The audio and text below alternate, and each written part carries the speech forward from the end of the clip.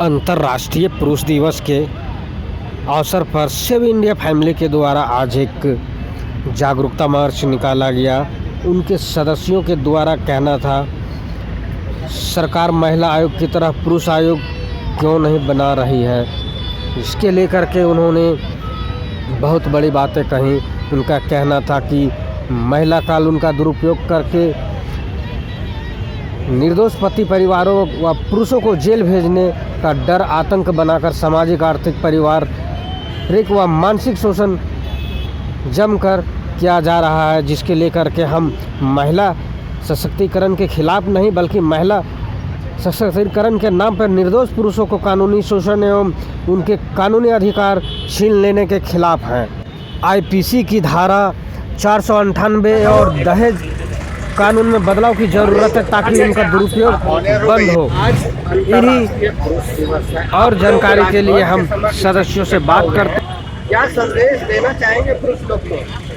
अंतर्राष्ट्रीय पुरुष दिवस के अवसर पर मैं समाज को, सरकार को, जुडिशरी को ये संदेश देना चाहता हूँ कि पुरुष अधिकारों की रक्षा की जाए। उनके लिए पुरुष आयोग का गठन किया जाए, उनके लिए भी काउंसलिंग सेंटर हो, हेल्पलाइन नंबर हो, पुरुष अधिकारों की रक्षा के लिए भी कानून लाया जाए। जिस तरह से इस देश में सभी के लिए कानून है, पशु पक्षियों के लिए भी कानून है, लेकिन पुरुषों के लिए कोई कानून नहीं है। तो पुरुषों के अधिकारों की रक्षा के लिए भी कानून लाया जाए। जिस तरह से लॉ जो है एक जेंडर स्पेसिफिक हो गया, तो जेंडर न्यूट्रल लॉ लाया जाए जिससे पुरुष अधिकारों की रक्षा की जाए। क्या लगता है आपको कि ये कानून लाना जरूरी है क्या, कि पुरुष को भी शोषण होता है? जी हाँ, पुरुषों का बहुत ज़्यादा शोषण हो रहा है। ये भारत सरकार का डेटा ही बता रहा है कि हर एक वर्ष 498 डॉरी प्रोहिबिशन के कारण 2 लाख पुरुष सुसाइड करते हैं, जबकि महिलाओं की संख्या सिर्फ 40,000 है। इसका मतलब है कि हर एक 4 मिनट में एक पुरुष सुसाइड कर रहा है। अब पुरुषों में सुसाइड की दर 4 गुना महिलाओं से अधिक है। तो ये दर्शाता है कि पुरुष अधिकारों और पुरुष को हेल्प करने के लिए कानून की आवश्यकता है, एक संगठन की आवश्यकता है, ताकि उनके अधिकारों और उनके मान सम्मान की रक्षा की जाए। मेरा नाम प्रहलाद प्रसाद है। मैं सेव इंडियन फैमिली से 2011-12 से जुड़ा हूँ। मैं इस संस्था का फाउंडिंग मेंबर हूँ और ये सेव इंडियन फैमिली मूवमेंट जो है ये पूरे भारतवर्ष में चल रहा है लीगल अवेयरनेस के लिए, लिंग भेदी कानून का जो दुरुपयोग हो रहा है उससे लड़ाई के लिए, ताकि ये सिर्फ बहु कानून ना हो, महिलाओं की भी रक्षा की जाए और पुरुष जो है उनके परिवार की रक्षा की जाए और उनके अधिकारों की रक्षा की जाए। ये कौन पुरुष हैं जो कि 498 डॉरी प्रोहिबिशन एक्ट के मिसयूज का शिकार हैं? चूँकि ये ब्लैक लॉ है, माननीय सर्वोच्च न्यायालय ने भी इसे कानूनी आतंकवाद का संज्ञा दिया है। तो हम ये मांग करते हैं आज इस अंतर्राष्ट्रीय पुरुष दिवस पे सर्वप्रथम तो पुरुष आयोग का गठन किया जाए, हर एक डिस्ट्रिक्ट में काउंसलिंग सेंटर हो, पुरुष हेल्पलाइन नंबर हो, 498 को अवेलेबल बनाया जाए, इसे निरस्त किया जाए और पुरुषों की अधिकारों की रक्षा के लिए भी कानून लाया जाए। जिस तरह 498 एक महिलावादी कानून है, हम महिलाओं के अगेंस्ट में नहीं है, लेकिन पुरुष सुरक्षा के लिए भी कुछ कानून की आवश्यकता है। अन्यथा क्या है कि परिवार महिला पुरुष दोनों से चलता है। अगर पुरुष पे आप झूठा केस करते हैं, उनके माता पिता भाई बहन को अगर आप फॉल्सली इम्प्लीकेट करते हैं, एक बार अगर हस्बैंड पुरुष जेल चला जाएगा तो परिवार बिखर जाएगा। परिवार के बिखरने से क्या होगा, समाज खत्म हो जाएगा, देश खत्म हो जाएगा। और अगर हम 498 का कन्विक्शन रेट देखते हैं तो पूरे झारखंड में इसका कन्विक्शन रेट 10 से 12% ही है। कहने का मतलब क्या है, 10 में से 9 केस झूठा पाया जा रहा है 498 के कारण और एक केस में सजा हो रही है। लेकिन आप देखेंगे कि 498 का जो इतना ज़्यादा मिसयूज़ है, इसके कारण से झारखंड में एक ऐसा भी वाक़या आया था कि बहन को राजस्थान में हथकड़ी लगा के झारखंड में लाया गया था। चूँकि वो बहन के भाई पे 498 था और बहन को भी एक्यूज बनाया गया था। तो झारखंड एक ऐसा राज्य था जो कि पूरे भारत में बहुत हाईलाइट हुआ था ये मामला कि बहन को हथकड़ी लगाकर राजस्थान से लाया गया झारखंड में और उन्हें कोर्ट में पेश किया गया। इस पे मानवाधिकार आयोग में भी बहुत शिकायत की गई है। कोर्ट ने बहुत इसकी भर्त्सना की और पुलिस को इस पे बहुत ज़्यादा डांटा है कि इस तरह का कृत्य जो है समाज में गैर कानूनी है। NCREB जो कि मिनिस्ट्री ऑफ होम अफेयर्स में आती है, एक ऐसी संस्था है जो डेटा इकट्ठा करती है सुसाइड से रिलेटेड, कन्विक्शन से रिलेटेड। तो NCREB का डेटा है कि हर एक साल 2 लाख के आसपास पुरुष जो आत्महत्या करते हैं। अकेले झारखंड में 30 से 40 हज़ार पुरुषों ने सुसाइड किया है सिर्फ महिला उत्पीड़न कानून के दुरुपयोग के कारण? पूरा परिवार, पूरा समाज, एक व्यक्ति से परिवार बनता है तो परिवार से समाज बनता है, समाज से गांव बनता है, गांव से देश बनता है। अब आप आधी आबादी के विरोध में अगर एक काला कानून बना देंगे तो उस आधी आबादी का जो कि आपके इकोनॉमी में कंट्रीब्यूट कर रहा है वो आदमी है जो रोज निकल करके परिवार का भरण पोषण करता है। कभी कभी होता क्या है, कानून हमेशा उपयोग के लिए बनाया जाता है, लेकिन कुछ ऐसे कानून इंडिया में ऐसे बने हैं जिनका उपयोग कम और उनका दुरुपयोग बहुत ज़्यादा है। और उन कई कानूनों में एक कानून ये है आपका 498A। अब होता क्या है कि इस 498A में फंसने के बाद अकेला पुरुष ही प्रताड़ित है, ये बात भी गलत है। पुरुष का पूरा परिवार, मतलब 498A को अगर हम लोग बहु कानून कहें तो गलत नहीं होगा, क्योंकि 80-85 साल की माएँ और कुंवारी लड़कियां जो अभी अपना करियर बना रही हैं उनको भी इसमें शामिल कर लिया जाता है। अब आप एक बात बताइए, अच्छा ऐसे भी कई रिश्तेदार शामिल हो जाते हैं जो शायद शादी में भी नहीं आए थे और कभी उनसे बात ना हुई।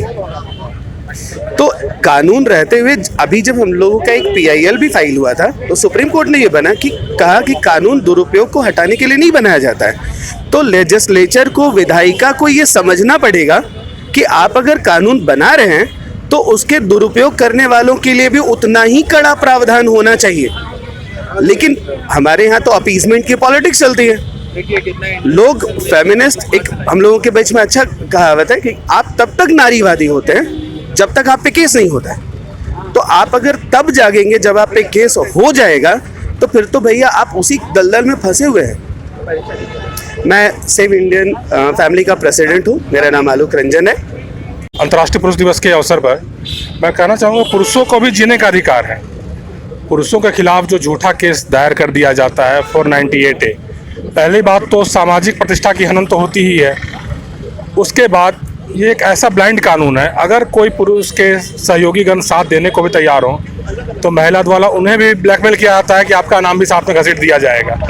तो जो सामाजिक तौर पे उसे प्रोत्साहन देने वाले लोग हैं, जो उसे मेंटल सपोर्ट देने वाले लोग हैं, वो लोग भी पीछे हट जाते हैं। तो कहीं ना कहीं जो व्यक्ति मानसिक तौर पे थोड़ा कमज़ोर हो या फिर जिनका पारिवारिक बैकग्राउंड अच्छा नहीं हो, वो लोग सुसाइड करने तक मजबूर हो जाते हैं। आज आप देखिएगा हर 7 से 8 मिनट में एक पुरुष इसी पारिवारिक कलह के कारण सुसाइड कर रहा है। और महिला के द्वारा अधिकतर केसों में झूठा केस ही फाइल किया जाता है कि अगर कोई हस्बैंड कमा रहा है तो जिम्मेदारी उसकी है, बहुत अच्छी बात है।